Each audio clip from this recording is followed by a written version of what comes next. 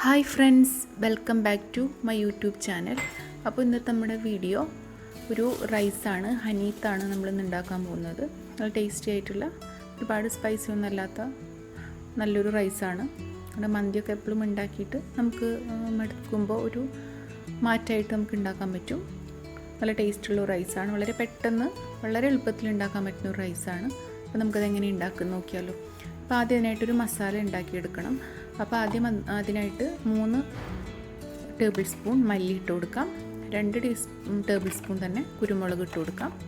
പിന്നെ 1 table spoon ചെറിയ ജീരകം കൂടെ ഇട്ട് കൊടുക്കാം. ഇനി 1 ടീസ്പൂൺ ഏലക്ക, ഒരു 6-7 ഏലക്ക, പിന്നെ 1 ടീസ്പൂൺ തന്നെ ഗ്രാമ്പു ഇട്ട് കൊടുക്കാം. പിന്നെ ഒരു ചെറിയ കഷ്ണം പട്ടയും ചേർത്ത് കൊടുക്കാം. പിന്നെ 1 ടീസ്പൂൺ വലിയ ജീരകം കൂടി ചേർത്ത് കൊടുക്കാം. നന്നായിട്ടൊന്ന് റോസ്റ്റ് ചെയ്യാം. ഇപ്പോൾ ചൂടായിട്ട് വന്നാൽ മതി. നന്നായിട്ടൊന്ന് വറുത്തെടുക്കാം.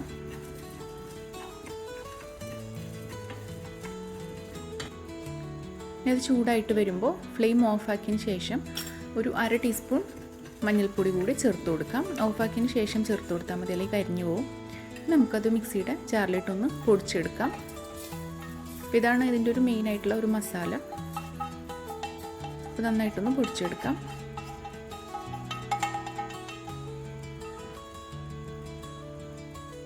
അപ്പോൾ ഇതിവിടെ പൊടിച്ചെടുത്തിട്ടുണ്ട്. ഈ ഒരു ഇതിലാണ് പൊടിച്ചെടുക്കേണ്ടത്.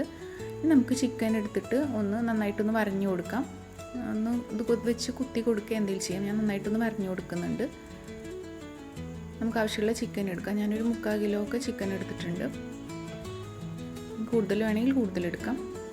എല്ലാം നന്നായിട്ടൊന്ന് വരഞ്ഞു കൊടുക്കാം. ഇനി അതിലേക്ക് നമ്മൾ വറുത്ത് പൊടിച്ച് വെച്ചുള്ള മസാല ഇട്ട് കൊടുക്കാം. ഒരു 5 ടേബിൾ സ്പൂണൊക്കെ ചേർത്ത് കൊടുക്കാം. നിങ്ങൾക്ക് ആവശ്യത്തിനനുസരിച്ച് കുറച്ചും മാത്രം ഒന്ന് മാറ്റി വെച്ചാൽ മതി. ഒന്ന് റോസ്റ്റ് ചെയ്യുമ്പോൾ ചേർക്കാനാണ്. മുഴുവൻ ചേർത്ത് കൊടുക്കണമെങ്കിൽ ഇപ്പോൾ തന്നെ ചേർത്ത് കൊടുക്കാം. ഞാൻ കുറച്ചൊന്ന് മാറ്റി വെച്ചിട്ടുണ്ട്. പിന്നെ അതിലേക്ക് കുറച്ചുകൂടെ ഉപ്പ് ചേർത്ത് കൊടുക്കാം. പിന്നെ 2 മാഗി ക്യൂബ് ചേർത്ത് കൊടുക്കാം. ഉപ്പ് നോക്കിയിട്ട് ചേർത്ത് കൊടുത്താൽ മതി. മാഗി ക്യൂബ് ഇടുന്നതുകൊണ്ട് തന്നെ ഉപ്പ് ഒന്ന് നോക്കിയിട്ട് ചേർത്ത് കൊടുക്കാം. ഇനി കുറച്ച് സുർക്ക കൂടി ചേർത്ത് കൊടുക്കാം. പിന്നെ കുറച്ച് ഇഞ്ചി വെളുത്തുള്ളി പേസ്റ്റ് 1 ടേബിൾ സ്പൂണൊക്കെ ചേർത്ത് കൊടുക്കാം. നന്നായിട്ടൊന്ന് മാരിനേറ്റ് ചെയ്യാം. ഇതാണ് ഇതിലത്തെ ഒരു മസാല എന്ന് പറയുന്നത്. വേറെ ഒന്നും നമ്മളിതിൽ ചേർക്കുന്നില്ല. അപ്പോൾ ചിക്കൻ സ്റ്റോക്ക് ഇടുന്നതുകൊണ്ട് തന്നെ നമുക്ക് ഉപ്പൊന്ന് നോക്കിയിട്ട് ചേർത്ത് കൊടുത്താൽ മതി. കുറച്ചാണ് ഞാൻ ചേർത്ത് കൊടുത്തിട്ടുള്ളത്. ചിക്കൻ സ്റ്റോക്കൊക്കെ ഒന്ന് പൊടിച്ചു കൊടുക്കാം. നമുക്കിതൊന്ന് കുറച്ച് നേരം ഒന്ന് മാരിനേറ്റ് ചെയ്ത് വെക്കാം. 1 മണിക്കൂറോ 1.5 മണിക്കൂറോ കേട്ടോ. ഒരു അരമണിക്കൂറെങ്കിലും മിനിമം ചെയ്ത് വെക്കുന്നത് നല്ലതാണ്. അപ്പം തന്നെ ഉണ്ടാക്കണമെങ്കിൽ അപ്പം തന്നെ ഉണ്ടാക്കുകയും ചെയ്യാം. നമുക്ക് അരി അളന്നിട്ടൊന്ന് നമുക്കൊന്ന് കുതിർക്കാൻ വേണ്ടി വെക്കാം. ഒരു മണിക്കൂറൊക്കെ ഞാൻ കുതിർത്ത് വെക്കുന്നുണ്ട്. ടൈം ഉണ്ടെങ്കിൽ 1 മണിക്കൂറോ കുതിർത്ത് വെക്കാം, അല്ലെങ്കിൽ അരമണിക്കൂറായാലും മതി. നന്നായി കഴുകിയതിന് ശേഷമാണ് നമ്മൾ എപ്പോഴും അരി കുതിർത്ത് വെക്കാൻ പാടുള്ളൂ. കുതിർത്ത് വെക്കുമ്പോഴൊക്കെ, അല്ലെങ്കിൽ പിന്നെ കഴുകുമ്പോൾ അരി ഒന്ന് പൊടിഞ്ഞു പോകും. അപ്പോൾ കഴുകിയതിന് ശേഷം മാത്രം കുതിർത്ത് വെക്കുക. ഇപ്പോൾ നമുക്ക് ചിക്കൻ 1 മണിക്കൂറൊക്കെ കഴിഞ്ഞ് ഒരു 1.5 മണിക്കൂറൊക്കെ കഴിഞ്ഞിട്ടുണ്ടാവും. നമുക്ക് ചിക്കൻ ഒന്ന് വേവിച്ചെടുക്കാം. അപ്പോൾ നമുക്ക് ചിക്കൻ ഒരു പാത്രത്തിലേക്ക് വെച്ച് കൊടുക്കാം. പിന്നെ നമുക്കതിലേക്ക് 2 കപ്പ് വെള്ളം ചേർത്ത് കൊടുക്കാം. 2-2.5 കപ്പ് വെള്ളം ചേർത്ത് കൊടുക്കാം. നമുക്ക് വെള്ളം കൂടുതൽ ചേർക്കുന്ന നമുക്ക് വെള്ളം ആവശ്യമുള്ളതുകൊണ്ടാണ്. നന്നായിട്ടൊന്ന് ഇളക്കിയിട്ട് നമുക്കിതൊന്ന് വേവിക്കാൻ വേണ്ടി വെക്കാം.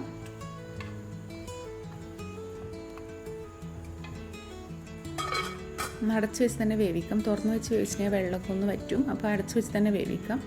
അപ്പോൾ നന്നായിട്ട് തിളച്ച് വന്നിട്ടുണ്ട്. ഇപ്പോൾ ചിക്കൻ ഒരു 3/4 ഭാഗമൊക്കെ വെന്ത് വന്നിട്ടുണ്ട്. നമുക്കത് ആ ഒരു വെള്ളത്തിൽ നിന്ന് കോരി മാറ്റാം. ആ വെള്ളം നമുക്ക് ആവശ്യമുണ്ട്, അരി വേവിക്കുമ്പോൾ എടുക്കാനാണ്. അപ്പോൾ നമുക്കത് ചിക്കൻ മാത്രം ഒന്ന് വെള്ളത്തിൽ നിന്ന് കോരി മാറ്റാം.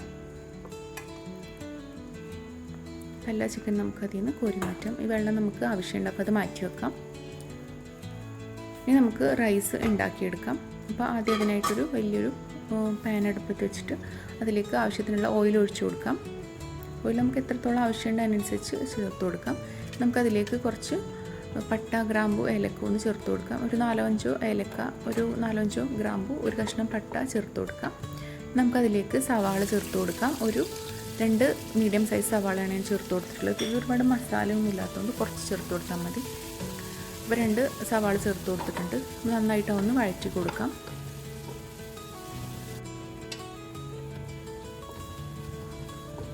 അപ്പോൾ സവാള ഒന്ന് ആയി വന്നിട്ടുണ്ട്. നമുക്കതിലേക്ക് വലിയൊരു തക്കാളി ചേർത്ത് കൊടുക്കാം. ചെറുതാണെങ്കിൽ 2 ചേർത്ത് കൊടുക്കാം. ചെറുതായിട്ട് അരിഞ്ഞിട്ട് ചേർത്ത് കൊടുക്കാം. ഇനി അതിലേക്ക് ഒരു ക്യാപ്സിക്കം, ഒരു മീഡിയം സൈസ് ക്യാപ്സിക്കം കൂടി അരിഞ്ഞത് ചേർത്ത് കൊടുക്കാം. എല്ലാം കൂടി നന്നായിട്ടൊന്ന് വഴറ്റി കൊടുക്കാം.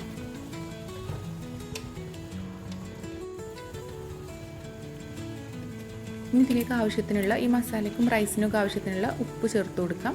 ഉപ്പ് ചേർത്ത് കൊടുക്കാം. നമുക്ക് വെള്ളമൊക്കെ ഒഴിച്ചതിന് ശേഷം ഒന്ന് ടേസ്റ്റൊക്കെ നോക്കിയിട്ട് ബാക്കി ചേർത്ത് കൊടുക്കാം. നന്നായിട്ടൊന്ന് വഴറ്റി കൊടുക്കാം. ഇനി ഞാൻ ആ പൊടി കുറച്ച് ഇതിൽ ചേർത്ത് കൊടുക്കും. നമ്മൾ ഉണ്ടാക്കി വെച്ച മസാല ഉണ്ടല്ലോ, അതിന് കുറച്ച് ഒരു ടീസ്പൂണൊക്കെ ഞാൻ ഇതിലേക്ക് ചേർത്ത് കൊടുക്കുന്നുണ്ട്. അത് ഓപ്ഷനിലാണ്, ഒരു നിർബന്ധമില്ല. ഞാനൊരു ഫ്ലേവർ ഒന്ന് കിട്ടാൻ വേണ്ടിയിട്ട് ചേർത്ത് കൊടുത്തതാണ്. അപ്പോൾ പൊടിയൊക്കെ ഇട്ട് നന്നായിട്ട് ഇളക്കി കൊടുക്കാം. നമുക്കിതിലേക്ക് വെള്ളം ചേർത്ത് കൊടുക്കാം. അപ്പോൾ ആദ്യം തന്നെ ഞാൻ ചിക്കൻ സ്റ്റോക്ക് ഉണ്ടല്ലോ, അതാണ് ആദ്യം ഒഴിച്ചു കൊടുക്കുന്നത്. അതിന് ബാക്കിയുള്ളതാണ് വെള്ളം ചേർത്ത് കൊടുക്കുന്നത്. അപ്പോൾ ഞാൻ ഒരു ഗ്ലാസ് അരിക്ക് ഒരു 1.25 ഗ്ലാസ് എന്നുള്ളൊരു കണക്കിലാണ് ഒഴിച്ചു കൊടുക്കുന്നത്. അപ്പോൾ കറക്റ്റാണ്. 1.5 ആകുമ്പോൾ കുറച്ച് കുറവായിരിക്കും, ഇരട്ടിയാകുമ്പോൾ ഇത്തിരി കൂടുതലാവും. അപ്പോൾ അത് ഒഴിച്ചു കൊടുക്കാം. അപ്പോൾ നിങ്ങൾ എത്രയാണ് അരി എടുക്കുന്നതിനനുസരിച്ച് ചേർത്ത് കൊടുക്കാം. ഇനി ഉപ്പൊക്കെ ഒന്ന് നോക്കിയിട്ട് നമുക്കത് അടച്ച് വെച്ചിട്ട് ഒന്ന് തിളപ്പിച്ചെടുക്കാം. ഇനി തിളച്ചതിന് ശേഷം നമ്മൾ ആദ്യം വെള്ളത്തിലിട്ട് വെച്ചിട്ടുള്ള അരി ഞാനൊന്ന് വെള്ളം വാരാൻ വേണ്ടി വെച്ചിട്ടുണ്ടായിരുന്നു. അപ്പോൾ വെള്ളമൊക്കെ വാർന്നതിന് ശേഷം ആ തിളച്ച ആ വെള്ളത്തിലേക്ക് നമുക്ക് ഈ അരി ഇട്ട് കൊടുക്കാം. ഒരു ഉണക്ക നാരങ്ങ ഇട്ട് കൊടുത്തിട്ടുണ്ട്. പിന്നെ 2-4 പച്ചമുളകും കൂടി ചേർത്ത് കൊടുത്തിട്ടുണ്ട്. നമുക്ക് ഉപ്പൊക്കെ ഇപ്പോൾ ഒന്നുകൂടെ നോക്കാം. അരി ഇട്ടതിന് ശേഷം ഒന്ന് കുറയും. അപ്പോൾ അതൊക്കെ ഒന്ന് നോക്കിയിട്ട് ആവശ്യത്തിനുള്ള ഉപ്പ് കൂടെ ചേർത്തിട്ട് നമുക്കിതൊന്ന് വേവാൻ വേണ്ടി അടച്ച് വെക്കാം. അപ്പോൾ ആദ്യം ഒന്ന് നന്നായി തിളക്കുന്നത് വരെ നമുക്കിത് ഹൈ ഫ്ലെയിമിൽ വെക്കാം. അടച്ച് വെച്ചിട്ട് വേവിക്കാം. അപ്പോൾ ഫുള്ളിലാണ് നമ്മളിപ്പോൾ വെക്കുന്നത്, ഹൈ ഫ്ലെയിമിലാണ്. കാരണം നന്നായിട്ടൊന്ന് തിളച്ച് വരണമല്ലോ. ഒന്ന് തിളച്ച് വന്നതിന് ശേഷം തീ ഒന്ന് കുറച്ച് വെക്കാം. അപ്പോൾ നമുക്ക് തുറന്നിട്ട് നന്നായിട്ടൊന്ന് ഇളക്കിയതിന് ശേഷം ഇനി തീ ഒന്ന് തിളച്ച് വന്നതിന് ശേഷം നമുക്ക് തീയൊന്ന്, ഇപ്പോൾ തിളച്ച് നന്നായി വന്നിട്ടുണ്ടല്ലോ, തീയൊന്ന് കുറച്ച് വെച്ചിട്ട് നമുക്കതൊന്ന് വേവിച്ചെടുക്കാം. അപ്പോൾ ആ ഒരു ടൈമിൽ നമുക്കിവിടെ ചിക്കൻ, നമ്മൾ ഒന്ന് വേവിച്ച് വെച്ച ചിക്കൻ ഉണ്ടല്ലോ, അത് ചെറുതായിട്ടൊന്ന് നമുക്കൊന്ന് ഫ്രൈ ചെയ്തെടുക്കാം. അപ്പോൾ അതിനായിട്ടൊരു പാന് അടുപ്പത്ത് വെച്ചിട്ട് ആവശ്യത്തിനുള്ള ഓയിൽ ഒഴിച്ചു കൊടുക്കാം. നമുക്ക് ചിക്കൻ എല്ലാം ഒന്ന് ഇട്ട് കൊടുക്കാം.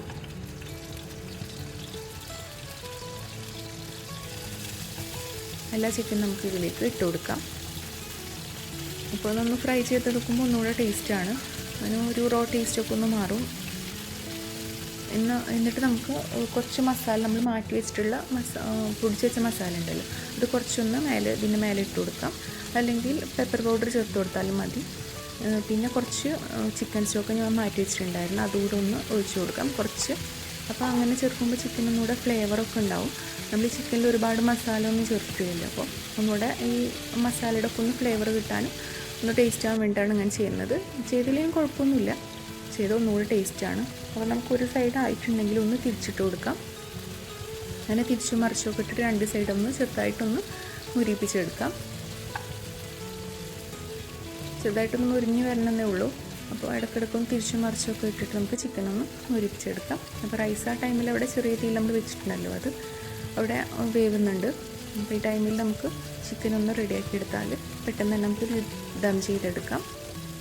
അപ്പോൾ ചിക്കനൊന്ന് തിരിച്ചും മറിച്ചൊക്കെ ഇട്ട് കൊടുക്കുന്നുണ്ട്.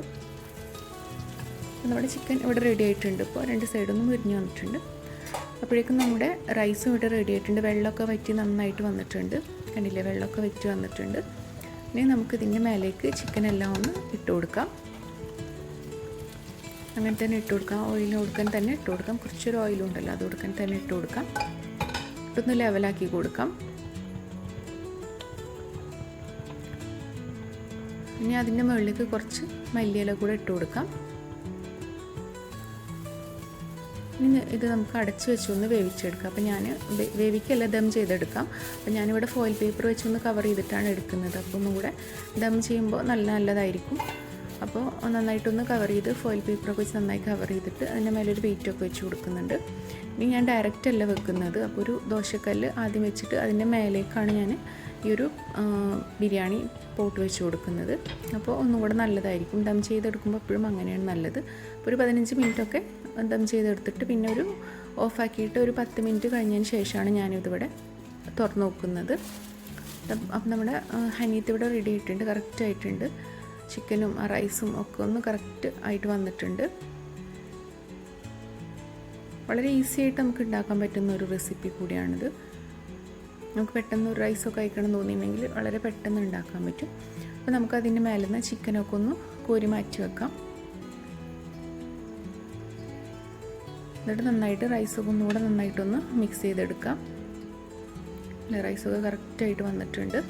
ഇത് നമുക്ക് കുറച്ചുകൂടെ, ഇതിപ്പോൾ ചൂട് ഉള്ളതുകൊണ്ടാണ്, കുറച്ചുകൂടെ കഴിയുന്തോറും കറക്റ്റ് റൈസ് ഇങ്ങനെ നല്ല ഒന്ന് തൊടാതെ പോലെ നല്ല വൃത്തിയിൽ കിട്ടും. ഇപ്പോഴും കറക്റ്റാണ്, ഇരിക്കും തോറും ഒന്നും കൂടെ കറക്റ്റായിട്ട് കിട്ടും. അപ്പോൾ നമ്മുടെ അടിപൊളി ഹനീത്ത് ഇവിടെ റെഡി ആയിട്ടുണ്ട്. വളരെ ഈസി ആയിട്ട് വളരെ പെട്ടെന്ന് തയ്യാറാക്കാൻ പറ്റുന്ന ഒരു റെസിപ്പിയാണ്. മന്തിയുടെ അത്ര പോലും ബുദ്ധിമുട്ടില്ല എന്ന് തോന്നും, കാരണം ഒരുപാട് മസാല കാര്യങ്ങളൊന്നും ഇല്ലല്ലോ. നമുക്ക് ഇടയ്ക്ക് ഇങ്ങനെ ബിരിയാണി അങ്ങനത്തെ എല്ലാതും കഴിച്ച് മടുക്കുമ്പോൾ ഇടയ്ക്കൊന്ന് ട്രൈ ചെയ്ത് നോക്കാം. ഒരു വ്യത്യാസമായിട്ടുള്ള ടേസ്റ്റാണ്, വളരെ എളുപ്പമാണ്. നമുക്ക് പെട്ടെന്ന് ഒരു റൈസ് കഴിക്കണം തോന്നിയിട്ടുണ്ടെങ്കിൽ വളരെ പെട്ടെന്ന് ഉണ്ടാക്കാനും പറ്റും. അപ്പോൾ നമുക്ക് ട്രൈ ചെയ്ത് നോക്കാവുന്നതാണ്. എപ്പോഴും ബിരിയാണിയൊക്കെ അല്ലേ ഉണ്ടാക്കുന്നത്, അപ്പോൾ ഇടയ്ക്കൊന്ന് വ്യത്യാസമായിട്ട് ഇങ്ങനത്തെ റൈസൊക്കെ ഒന്ന് ഉണ്ടാക്കി നോക്കുക. എളുപ്പമാണ്. വീഡിയോ ഇഷ്ടപ്പെട്ടിട്ടുണ്ടെങ്കിൽ ചാനലൊന്ന് സബ്സ്ക്രൈബ് ചെയ്യുക, സപ്പോർട്ട് ചെയ്യുക. പുതിയൊരു വീഡിയോ ആയിട്ട് വരാം. താങ്ക്